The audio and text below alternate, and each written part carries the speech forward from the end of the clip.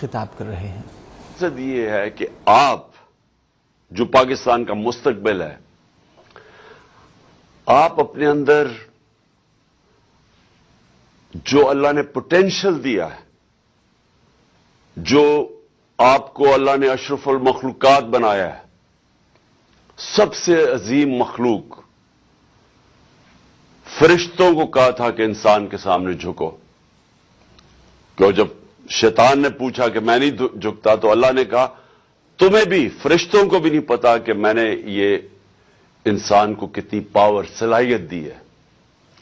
تو میں یہ چاہتا ہوں کہ آپ آج جو میرا زندگی کا تجربہ ہے اسے سیکھیں کہ اللہ نے آپ کو اتنی طاقت دی ہے کہ آپ قرآن میں جس طرح کہتا ہے فرشتوں سے بھی آپ اوپر جا سکتے ہیں، لیکن یہ ہمارے ہاتھ میں ہے کہ قرآن میں یہ بھی کہتا ہے کہ جب انسان گرتا ہے تو جانوروں سے بھی نیچے چلا جاتا ہے۔ تو ہمارے اوپر ہے کہ ہم کیا پرواز ہماری اوپر جانی ہے یا ہم نے یہ زمین پہ، جس طرح مولانا رومی کہتے ہیں کہ جب اللہ نے آپ کو پر دیے تو کیوں زمین کے اوپر کیڑے مکوڑوں کی طرح، چونٹیوں کی طرح رینگ رہے ہو؟ لیکن سب سے پہلے میں جو آپ کو بات کرنا چاہتا ہوں وہ یہ کہ میں اپنی مثال سے آپ کو بتانا چاہتا ہوں کہ مجھے اللہ نے بڑا خوش قسمت انسان ہوں کہ جو میں اللہ سے مانگا، جو میں نے زندگی میں محنت کی، وہ اللہ نے مجھے سب کچھ دیا۔ یعنی میں نے زندگی کی ساری اونچ دیکھی ہوئی ہے زندگی کو، جو شاید ہی کسی نے دیکھی ہو۔ تو اگر ذاتی طور پہ جو میں زندگی میں اچیو کرنا چاہتا تھا اللہ نے وہ مجھے دے دیا ہے۔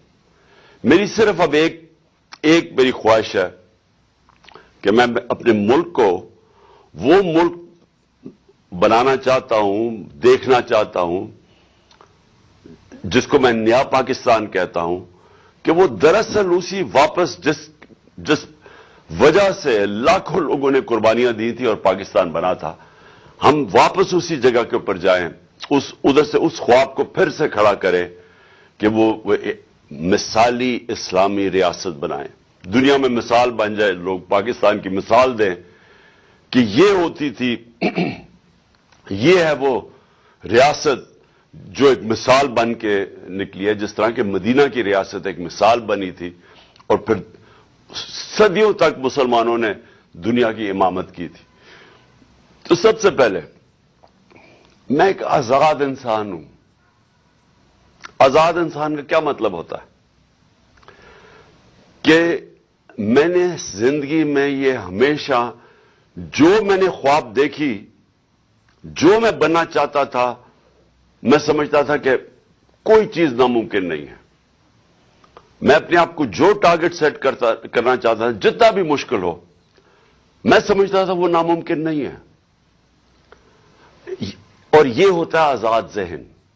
آزاد ذہن وہ ہوتا ہے جو وہ خواب دیکھتا ہے، وہ سمجھتا ہے وہ وہاں پہنچ سکتا ہے، اور وہ اس لیے پہنچ سکتا ہے کیونکہ اللہ نے ہمارے میں سب میں وہ صلاحیت دی ہے۔ ہم جو بھی خواب دیکھنا چاہتے ہیں، جو پکچر کرنا چاہتے ہیں، ہم وہاں پہنچ سکتے ہیں، کیونکہ اللہ نے جب سامنے رکاوٹیں آئیں گی میں سب دور کر کے تو میں وہاں پہنچ جاؤں گا۔ تو میں آپ کو صرف پہلے یہ بتانا چاہتا ہوں کہ یہ جو آپ سب میں، اور آپ جتنے بھی دیکھ رہے ہیں، آپ سب میں وہ صلاحیت ہے کہ جو بھی آپ سوچتے ہیں میں کرنا چاہتا ہوں زندگی میں، وہ آپ کر سکتے ہیں۔ رکاوٹ کیا آتی ہے؟ سب سے بڑی رکاوٹ یہ آتی ہے بڑی خواب کے اوپر پہنچنے کے لیے، خوف، ہارنے کا خوف۔ اگر میں اس کے پیچھے جاؤں گا، اگر میں فیل ہو گیا تو پھر کیا ہوگا؟ اگر میں وہ بڑی خواب کے پیچھے گیا اور زندگی، جان کا خطرہ ہوا،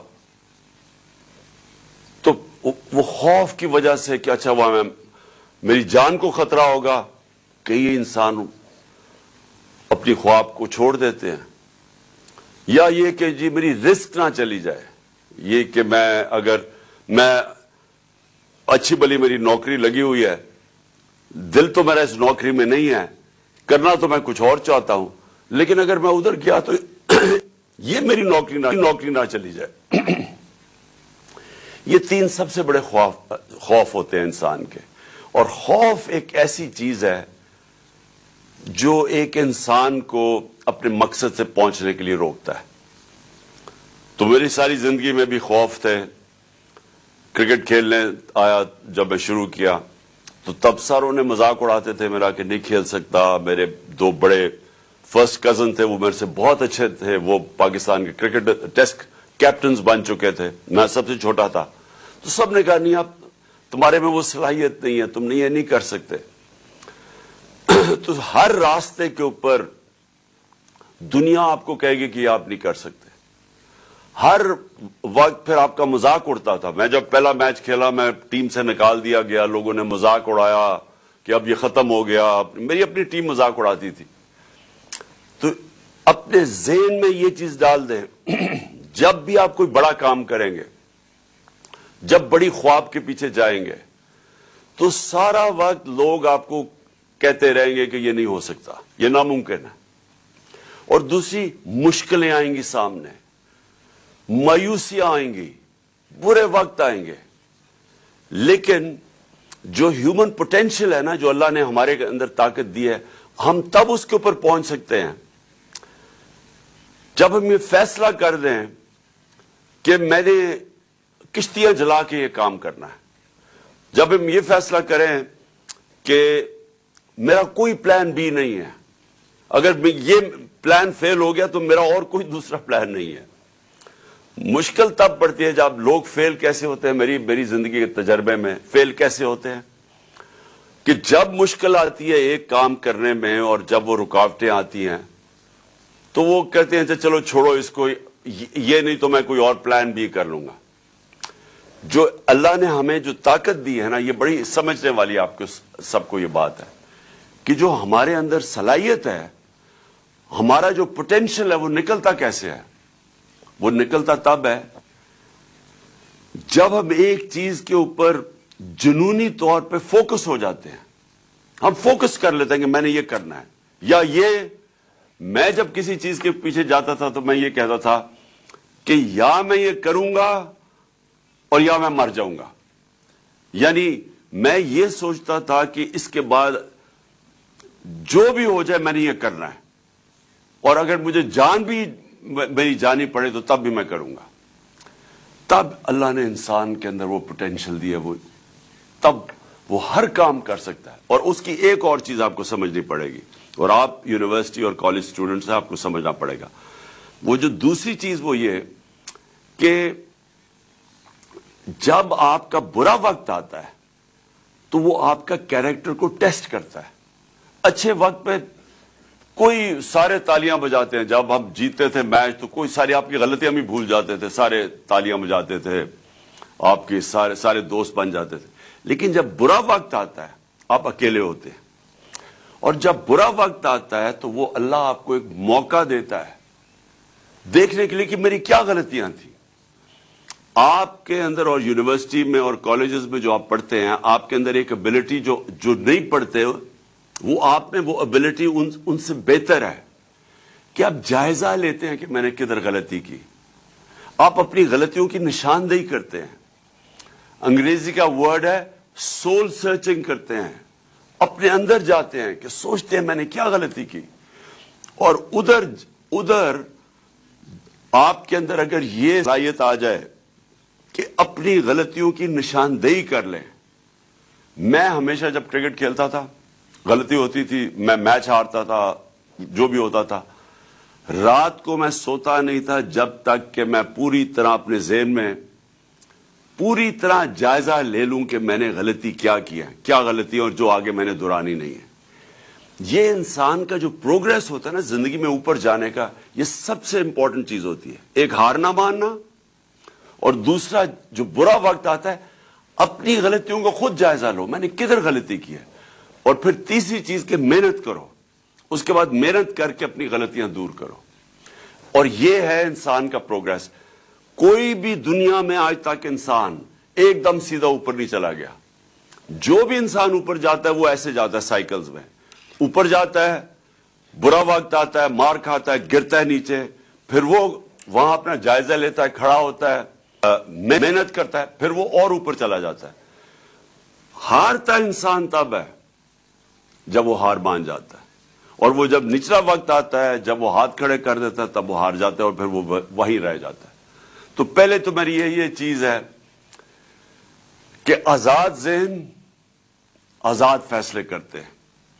دنیا میں جو بڑے بڑے لوگوں نے ایجادیں کی, نئی نئی چیزیں ایجادیں کی, جب مسلمان ایک وقت پہ ہم اپنی پیک پہ تھے, ہمارے اندر خود اعتمادی تھی, ہمارے اندر کانفیڈنس تھا, تو ایک ایسا وقت تھا کہ کئی 100 سال تک جو سارے دنیا کے ٹاپ سائنٹسٹ مسلمان تھے, کہ آزاد ذہن تھے. وہ سمجھتے تھے ہم کچھ بھی کر سکتے ہیں, وہ کہتے کوئی چیز ناممکن نہیں ہے. اور وہ ذہن پھر نئی نئی چیزیں ایجاد کرتے تھے, اور جو بڑے 100 سال تک مسلمان دنیا کے اندر لیڈ کرتے رہے ایجادوں کے اندر, سائنس کے اندر, جو ویسٹرن سیولائزیشن کے اندر جو ان کی جو رینیسانس آئی, جو یورپ میں رینیسانس تھی, جب انہوں نے آگے بڑھنا شروع کیا تو مسلمانوں نے وہ کئی 100 سال تک وہ گیپ پورا کیا, جبکہ وہ گریک سیولائزیشن اور رومن سے جو بیچ میں گیپ تھا وہ مسلمانوں نے پورا کیا, مسلمان سائنٹسٹ نے. تو پہلی چیز تو میں نے آپ کو یہ کہنی تھی کہ آزاد ذہن وہی اوپر جاتے ہیں, پرواز انہی کی اوپر ہے. غلام ذہن اچھے غلام بنتے ہیں, کبھی ان کی پرواز اوپر نہیں جاتی. دوسری چیز, ملک, ہمارا ملک تب تک کوئی بڑے کام نہیں کرے گا جب تک ہم اپنے آپ کو ذہنی طور پہ اس چیز سے آزاد نہ کریں کہ جب تک ہمیں سپر پاور کی, جب تک ہمیں حمایت نہیں ہوگی, جب تک وہ ہم انہیں خوش نہیں کریں گے, جب تک ہم ان سے ڈکٹیشن نہیں لیں گے, جب تک ہم سارے اس خوف سے رہیں گے کہ وہ ناراض نہ ہو جائیں, جب تک ہم اس فکر میں پڑے رہیں گے کہ ہاں اچھا جی اگر وہ ہم روس سے سستا تیل لیں گے تو ہمارا یہ جو آقا ہے, جو ہمارا ماسٹر ہے, وہ ناراض نہ ہو جائے, جب تک ہم اپنے پیر پہ کھڑے ہو کے باحیثیت قوم, جب تک ہم سٹرگل کرنا نہیں سیکھیں گے, ہم ایک آزاد ملک نہیں بن کے رہ سکتے.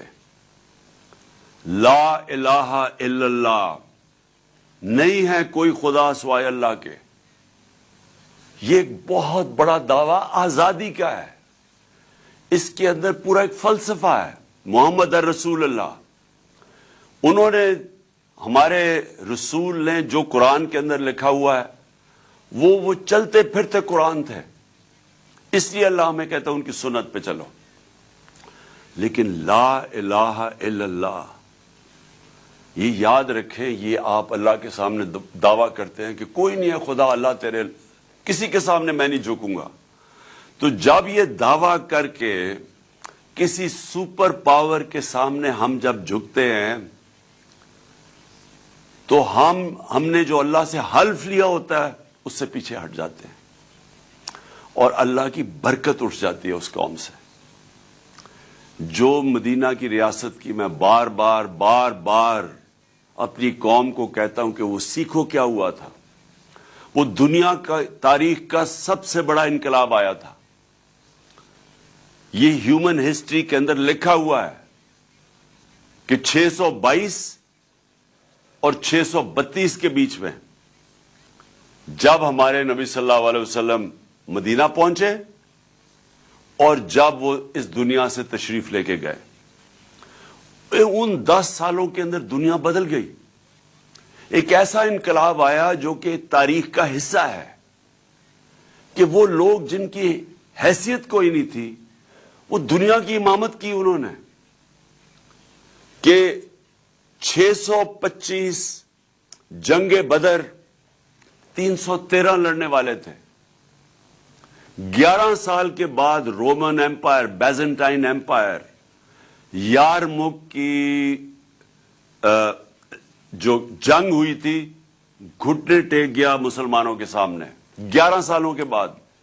کہاں 313 رومن ایمپائر کی جو ایک سدرن لیجن تھی وہ 1 لاکھ فوجی تھے اور جدید ہتھیار تھے، اور اس کے اگلے سال جو دوسرا سپر پاور تھی وہ ان کے سامنے گھٹنے ٹیک گیا، جو پرشین ایمپائر تھا۔ یہ تاریخ کا حصہ ہے۔ وہ کیا چینج آیا تھا ان لوگوں میں؟ ہمارے نبی صلی اللہ علیہ وسلم نے ان کے اندر کون سا فکری انقلاب لے کے آئے تھے کہ وہ بالکل انسان، چھوٹے سے انسانوں کو پر لگے اور دنیا کی امامت کی انہوں نے؟ سب سے پہلے ہوتی ہے خودداری۔ علامہ اقبال کی جو ساری شاعری، اس کا جو فلسفہ اگر آپ وہ پڑھیں، علامہ اقبال کے بہت پہلو ہیں، لیکن ایک پہلو جو تھا وہ غلام ہندوستان کے مسلمانوں کو جگانے کی کوشش کر رہے تھے۔ خودداری، یہ ان کی جو ساری کوشش تھی مسلمانوں کو جگانے کی کوشش کر رہے تھے۔ بتا رہے تھے کہ ایک زمانے میں آپ کیا تھے، شکوہ اور جواب شکوہ، کہ کہاں تھے آپ ایک زمانے میں اور کہاں آپ زمینوں پہ پہنچ گئے۔ یہ آج بھی میں اپنی قوم کو یہ سمجھانا چاہتا ہوں کہ جس وقت ہمارے ملک کے اوپر ذہنی غلام بیٹھے ہوں، جو سارا وقت خوف زدہ ہو کہ جناب ہمیں کوئی ناراض نہ کر دیں اگر ہم سستا تیل لیں گے روس سے، اپنی قوم کی زندگی آسان کریں گے، تو ہمارا جو آقا ہے وہ ناراض نہ ہو جائے، کیونکہ ان کے اربوں ڈالر ادھر پڑے ہوئے ہیں، تو وہ ڈالروں نے ان کو غلام بنا دیا ہے۔ ہندوستان ان کا اسٹریٹجک ایلائی ہوتے ہوئے سستا تیل لے رہا ہے امریکہ، روس سے 40% کم پہ تیل لے رہا ہے اپنے لوگوں کے لیے، اور ہم یہاں مہنگائی میں پسے ہوئے ہیں کیونکہ ہمارے وہ غلام جو اوپر بیٹھے ہوئے ہیں وہ بےچارے اتنے ڈرتے ہیں کہ وہ جناب جب تک وہ مائے باپ ان کی اجازت نہیں دیتا وہ تیل نہیں خریدتے۔ اور وہ اور بڑی چیزیں ہیں، ہم نے ان کی جنگ میں شرکت کی، ایک دھبکا پڑا، ایک ٹیلی فون میسج آئی، چاروں شانے چت ہو گئے ہمارا جو اس وقت کا سربراہ تھا، اور اپنے 80,000 لوگوں کی قربانی دے کسی اور کی جنگ میں شرکت کر کے۔ میں اکیلا لگا رہا، بار بار کہتا رہا کہ یہ بہت بڑا ظلم کر رہے ہیں، کسی کی جنگ میں جا کے اپنا ملک کی تباہی کر رہے ہیں، اور مجھے ہر قسم، مجھے یہی لوگ، یہی میڈیا میرے پیچھے پڑ گئے کہ جی طالبان خان ہے، جی یہ وہ ہے، یہ پرو دہشت گرد ہے، کیونکہ یہ غلام ہے۔ میں ایک آزاد انسان ہوں، میں کسی کی غلامی قبول نہیں کرتا، میں لا الہ الا اللہ میرے دل میں ہے، میں نے آج تک کبھی کسی کے سامنے نہیں جھکا، اور میں چاہتا ہوں کہ نہ ہی میری قوم، اور خاص طور پہ آپ جو ملک کا مستقبل ہے، اپنے آپ کو آزاد کر لیں۔ ایک قوم بنتی تب ہے جب وہ قوم فیصلہ کر لیتے کہ ہم نے اپنے پیر پہ کھڑا ہونا ہے، ہم نے خوددار قوم، غیرت مند قوم بن کے رہنا ہے۔ دنیا تب عزت کرے گی پاکستانیوں کی جب پاکستانی اپنی خود عزت کریں گے۔ جب یہ ایک دنیا کا اصول ہے، کبھی اگر آپ نے اپنی عزت کروانی ہے دنیا سے، پہلے اپنی عزت خود کریں۔ جب آپ بیکاریوں کی طرح کبھی وہ جو کہتا ہے کہ میں مانگنے تو نہیں آیا لیکن میں بڑا مجبور ہوں، تو جب آپ کا پرائم منسٹر جا کے اس طرح کی باتیں کرتا ہے تو اس کو تو خیر، وہ تو بے شرم لوگ ہیں، ان کی تو عزت ہے ہی کوئی نہیں، چوروں کی کیا عزت ہوگی، لیکن وہ ساری قوم کی عزت ختم کر دیتے ہیں، ہر پاسپورٹ کی عزت چلی جاتی ہے۔ تو میں آپ کو جو آپ میرے فیوچر ہیں، یہ یاد رکھیں کہ یہ جو سب سے پہلے یہ بے شرمی کی زندگی گزارنی پڑتی ہے نا، ہاتھ پھیلا کے، جو اپنا پیسہ چوری کر کے ملک سے باہر بھیج دیتے ہیں، اربوں اربوں ڈالر کی پراپرٹیز میں وہاں رہتے ہیں بادشاہوں کی طرح، اور بار لوگوں سے قرضے مانگ رہے ہیں کہ ملک چلانے کے لیے قرضہ چاہیے۔ تو یہ جو میرا دوسرا پوائنٹ یہ ہے کہ ہم ایک ملک وہ دیکھنا چاہتے ہیں، اور یہ مشکل راستہ، آزادی کا راستہ آسان نہیں ہوتا، آزادی کے لیے قربانیاں دینی پڑتی ہیں۔ جو ملک آزاد ہوئے ہیں قربانیاں دی انہوں نے، اور ایک اور میری بات یاد رکھ لیں، آپ نماز میں صرف اللہ سے ایک چیز مانگتے ہیں کہ اللہ مجھے ان کے راستے پہ لگا جن کو تو نے نعمتیں بخشی ہیں، اس راستے پہ نہیں جو اپنی تباہی کے راستے پہ چلے گئے۔ جو تباہی کا راستہ ہے وہ کئی دفعہ آسان راستہ ہے، وہ لوگ بڑا آسان راستہ لگتا ہے، جی ہم ایڈ لے لیں گے، دیکھیں جی محنت کریں گے نہیں، ایڈ لے لیں گے تو وہ پیسہ آ جائے گا تو چلے جی ہم اپنا ملک تھوڑی دیر کے لیے چلا لیں گے۔ یہ تباہی کا راستہ ہے۔ جو آپ کی عظمت کا راستہ ہے، جو آپ مانگتے ہیں ہر روز نماز میں، وہ مشکل راستہ ہے، وہ نبی صلی اللہ علیہ وسلم کا راستہ ہے، وہ آسان راستہ نہیں تھا ان کا، ان کی زندگی پڑھیں، مشکلوں کا راستہ تھا، لیکن کسی انسان کو وہ عظمت نہیں ملی۔ وہ چھوٹی سی ایک ریاست کھڑی ہوئی اور اس نے دنیا کا کئی سو ہزار سال تک مسلمان دنیا کی پاور بنے رہے۔ تو وہ ادھر مدینہ کی ریاست میں اصول طے کیے گئے تھے، اور سب سے بڑا اصول یہ ہے لا الہ الا اللہ، نہیں ہے خدا سوائے اللہ کے۔ ان کے پاس بھی 2 سپر پاورز تھیں، وہ بھی ان سے ایڈ مانگ سکتے تھے، مدد مانگ سکتے تھے، نہیں، انہوں نے اپنے پیروں کے اوپر کھڑا ہو کے ایک عظیم قوم بنے۔ اور انسان کا پوٹینشیل ڈیولپ ہی تب ہوتا ہے جب وہ اپنے پیروں پہ کھڑا ہوتا ہے۔ آپ آج وساکیاں لے کے چلنا شروع ہو جائیں، آپ کی ٹانگیں کمزور ہو جائیں گی۔ آپ جب اپنے پیروں پہ کھڑے ہوتے ہیں آپ مضبوط ہوتے ہیں۔ آپ جتنا مشکلوں ریزسٹنس ویٹ اٹھاتے ہیں آپ کے بازو تکڑے ہو جاتے ہیں۔ ذہن بھی ایسا ہی ہے اور قوم بھی ایسی ہوتی ہے، مشکلوں سے نکل کے قوم بنتی ہے۔ تو یہ میرا دوسرا پوائنٹ ہے کہ ہمیں وہ پاکستان بنانا ہے جو کہ اپنے پیر پہ کھڑا ہو، جو کبھی کسی کے سامنے نہ جھکے۔ اور تیسری چیز، یہ تیسری میں نے آپ کو سب سے امپورٹنٹ چیز بتانی ہے کہ دیکھیں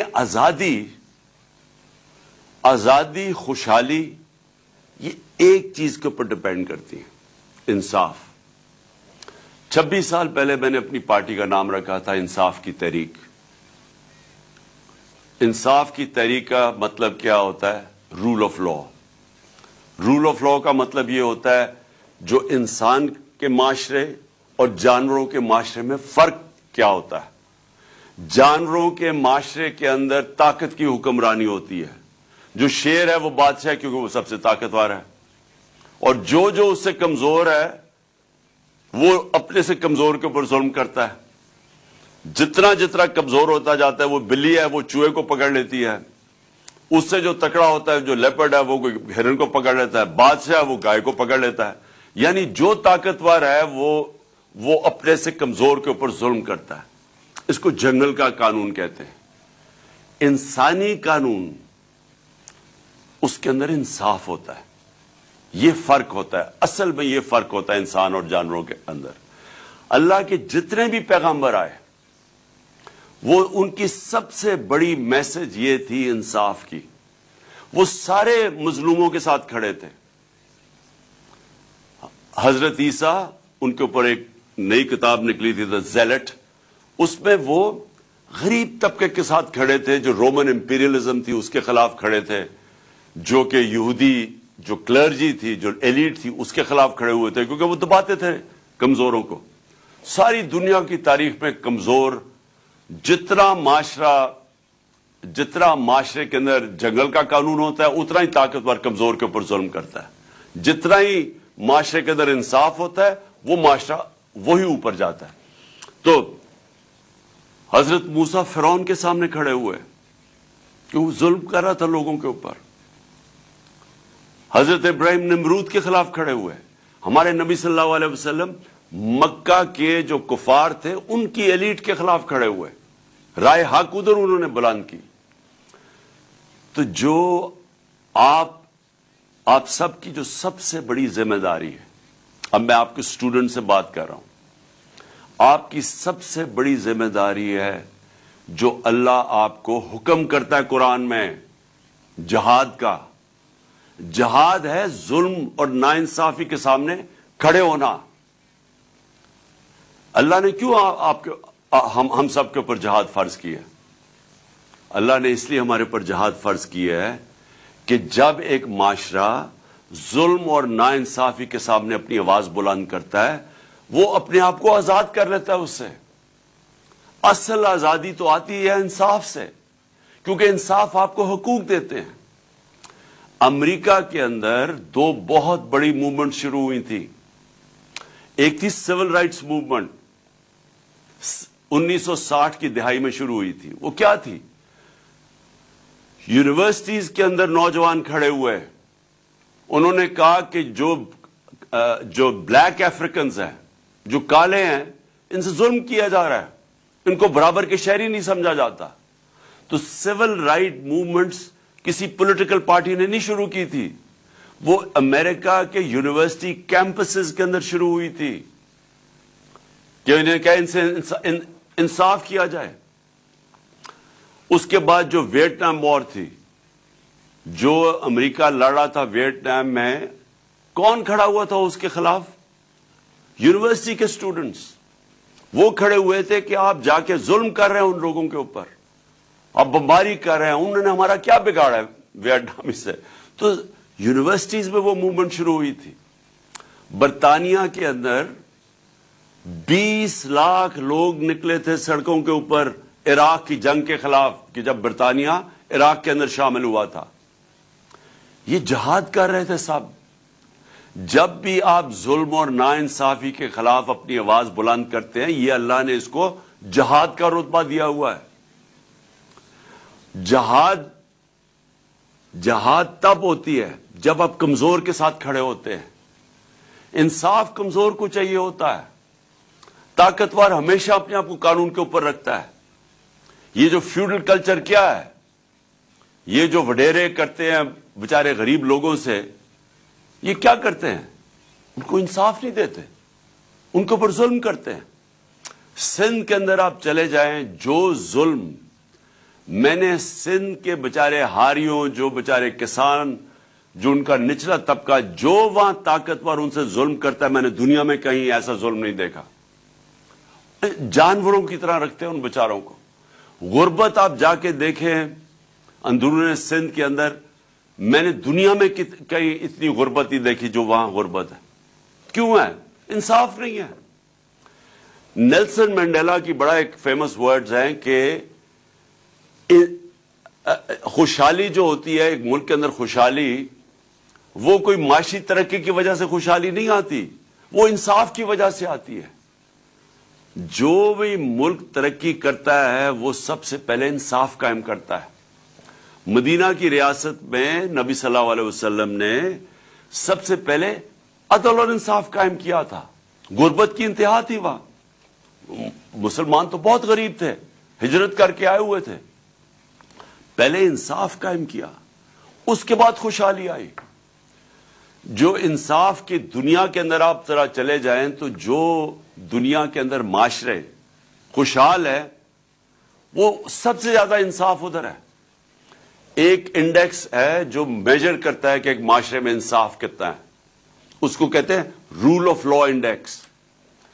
سوئٹزرلینڈ جس کے اندر کوئی وسائل نہیں ہیں، ہمارے ناردرن ایریاز میں اس سے 100 زیادہ گنا خوبصورتی بھی ہے، وہاں سکینگ کا بھی پوٹینشل ہے، وہاں ٹورزم وہ آ سکتی ہے جو سوئٹزرلینڈ سے زیادہ آ سکتی ہے۔ صرف ٹورزم کے اوپر سوئٹزرلینڈ تقریباً دنیا میں سب سے خوشحال علاقہ ہے، کیونکہ 99.9% تقریباً 100% وہاں قانون ہے، رول آف لا ہے، وہاں کوئی قانون کے اوپر نہیں ہے۔ اور اس معاشرے کے اندر آپ یہ دیکھیں کہ وسائل نہ ہونے کے باوجود خوشحال ہے۔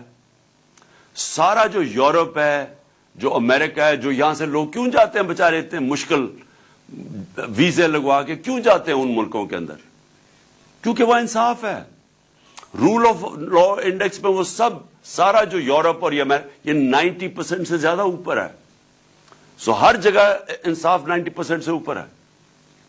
تو مسلمان ملکوں پہ آ جائیں، جو سب سے زیادہ تیل ہے سارے افریقہ کے اندر وہ ہے نائجیریا، 7% ہے رول آف لا انڈیکس میں، انصاف ہی نہیں ہے، تو تیل کے باوجود غربت ہے۔ ہماری جو مسلمان دنیا ہے، پاکستان دیکھ لیں، ہمارا کیا رول آف لا انڈیکس ہے؟ ہم 10% بھی نہیں ہیں۔ اور انصاف پھر سے طاقتور اور کمزور قانون کے سامنے ایک برابر، اس کو انصاف کہتے ہیں۔ قانون طاقتور اور کمزور میں فرق نہیں کرتا۔ تو ہماری تباہی، اگر ہم آج مقروض ملک ہیں، وہ ہمارا جو وزیر اعظم ساری جگہ جا کے پیسے مانگتا ہے کہ میں مانگنے نہیں آیا، میں مجبور ہوں، وہ اس لیے مانگنے پھرتا ہے کیونکہ ہمارا ملک کا دیوالیہ نکال دیا انہوں نے۔ اور دیوالیہ کیوں نکلا ہے؟ کیونکہ آپ کے سامنے اتنا بڑا ظلم ہو رہا ہے کہ میں نے اپنی زندگی میں کبھی ایسا کسی دنیا میں کسی ملک کو اس طرح نہیں دیکھا۔ 30 سال سے جو لوگ حکومت میں بیٹھے ہوئے تھے، جنہوں نے چوری کی، کیسز بنے، پہلے جنرل مشرف نے ان کو NRO دیا، سارے ان کے کرپشن کے کیسز معاف کر دیے اپنی کرسی بچانے کے لیے۔ 10 سال انہوں نے اس کے بعد حکومت کی، 2008 اور 2018 کے بیچ میں 10 سال حکومت کی، 4 گنا پاکستان کا قرضہ بڑھایا۔ 60 سال کے اندر پاکستان کا ٹوٹل قرضہ تھا 6,000 ارب روپیہ، 6 ٹریلین روپیہ۔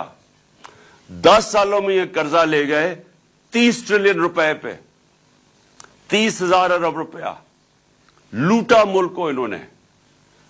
ان کے ریئیکشن میں مجھے لوگوں نے ووٹ دی، یہ الیکشن ہار گئے، تقریباً سارا ٹبر ملک سے باہر بھاگ گیا کیونکہ کرپشن کے کیسز تھے۔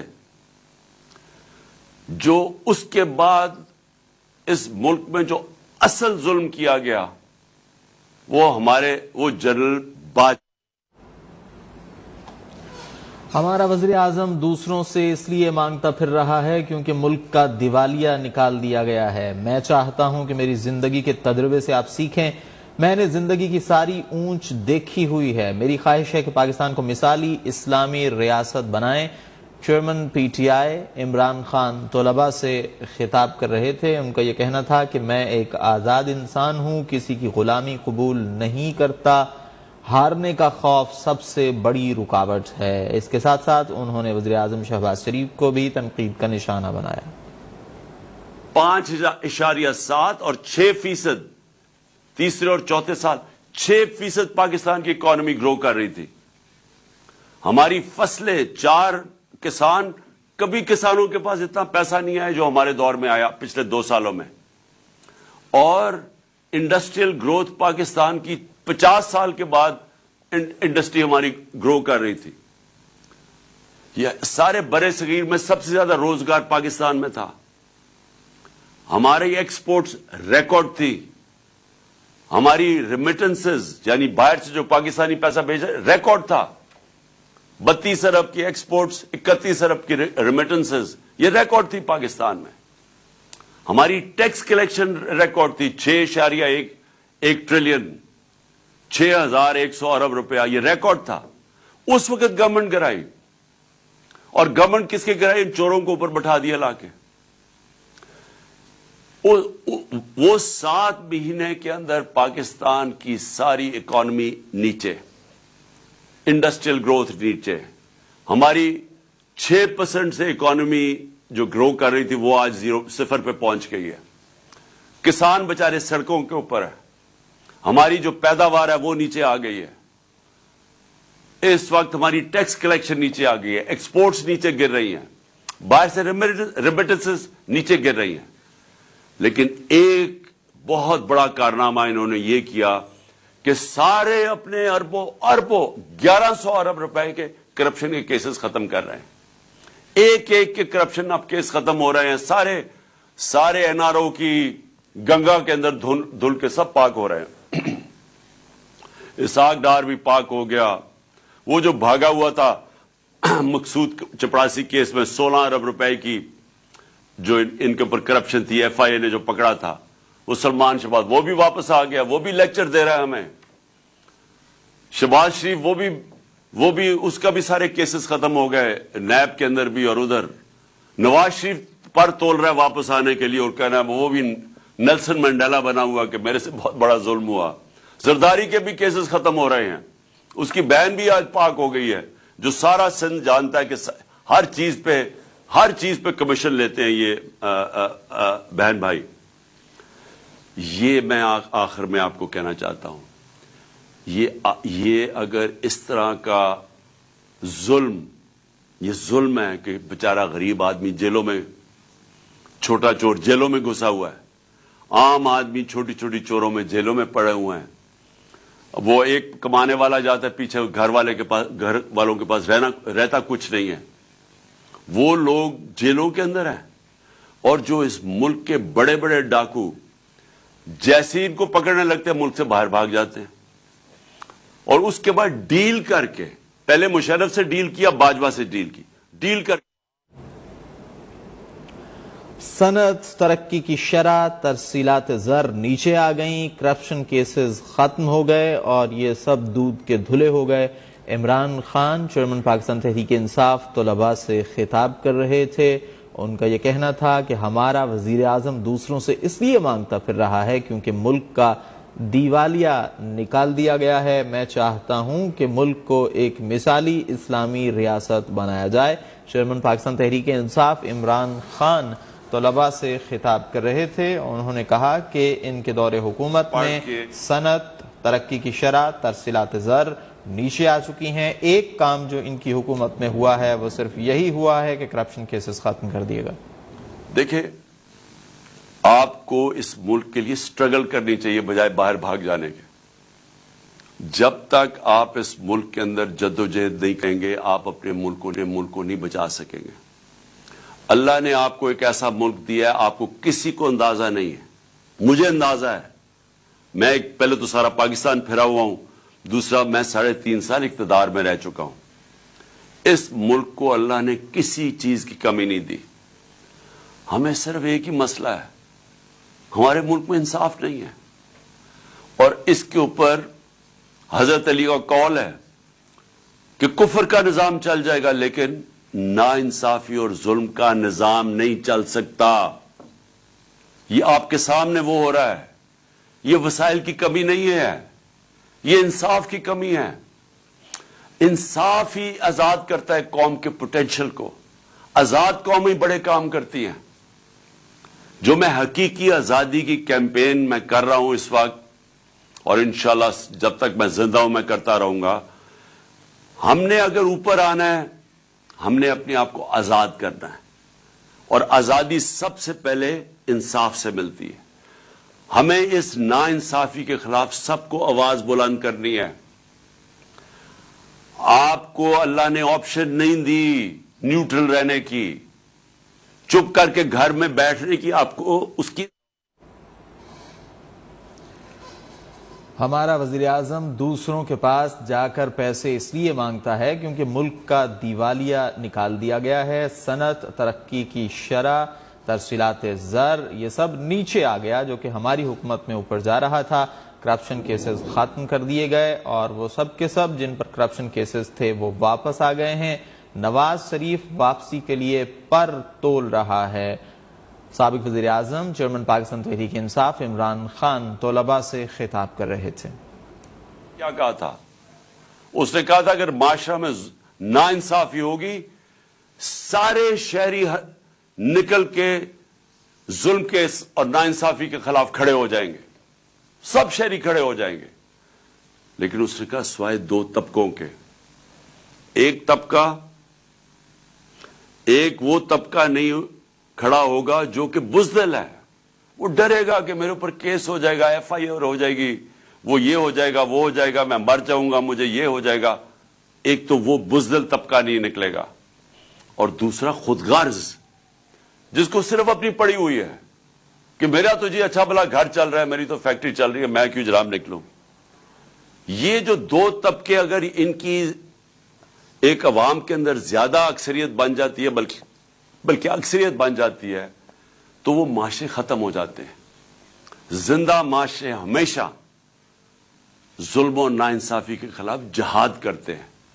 اس لیے جو میری یہ جو حقیقی آزادی کی میں جو نکلا ہوا ہوں تحریک چلانے کے لیے، اس کو میں جہاد کہتا ہوں۔ اس کے اندر جو بھی ہو جائے، یعنی انسان کے اوپر جان کی بھی قربانی دینے پڑے تو اللہ نے تو بڑا عظیم رتبہ دیا ہوا ہے۔ جو کہ اپنی آزادی کے لیے لڑتا ہے اس کو تو اللہ نے شہادت کا رتبہ دیا ہوا ہے۔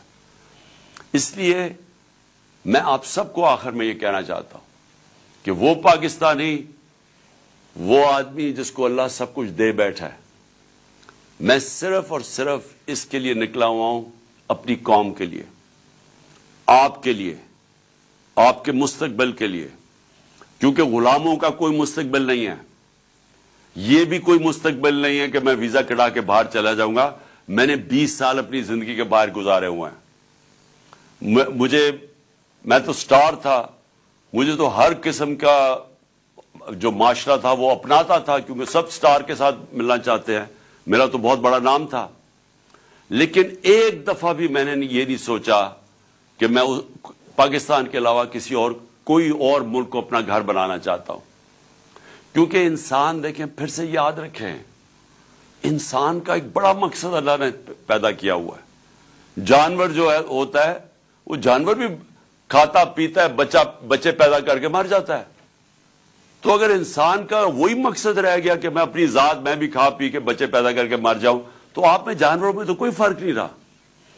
انسان کا رتبہ تب ہے جب اس میں انسانیت ہے، جب وہ اپنا مقام پہچانے کہ میں اشرف المخلوقات ہوں، میں اللہ کو جواب دہ ہوں، میں جتنا زیادہ وہ مجھے نوازتا ہے، وہ میرے سے سوال پوچھے گا آخر میں، آخرت میں، کہ تم نے کیا کیا۔ اور آپ سب کیونکہ یونیورسٹی اور کالج سٹوڈنٹس ہو، آپ کے اوپر زیادہ ذمہ داری ہے، اور زیادہ ذمہ داری ادھر سے شروع ہوتی ہے معاشرے کے لیے، کہ جب آپ یہ دیکھتے ہیں کہ یہ سارے بڑے بڑے ڈاکو دندراتے پھر رہے ہیں، تو آپ نے چپ کر کے نہیں بیٹھنا۔ میں جب آکسفورڈ کے اندر تھا، ٹائم ہمارے اسٹوڈنٹ ضائع نہیں کرتے تھے، اب ویک ڈیز میں پڑھتے تھے، لیکن جو ویکینڈ آتا تھا، سیٹرڈے سنڈے، وہ سارے احتجاج کرتے تھے اگر کوئی چیز معاشرے میں غلط ہو رہی ہو۔ زندہ لوگ تھے، احتجاج کرتے تھے کہ یہ غلط ہو رہا ہے، یہ ناانصافی ہے۔ میں اسٹوڈنٹس کی بات کر رہا ہوں، پڑھائی بھی اپنی کرتے تھے، لیکن ساتھ ساتھ وہ ایک معاشرے کا حصہ تھے، اپنی ذمہ داری سمجھتے تھے کہ اگر کوئی ناانصافی ہو اس کے اوپر ہم اپنی آواز بلند کریں گے۔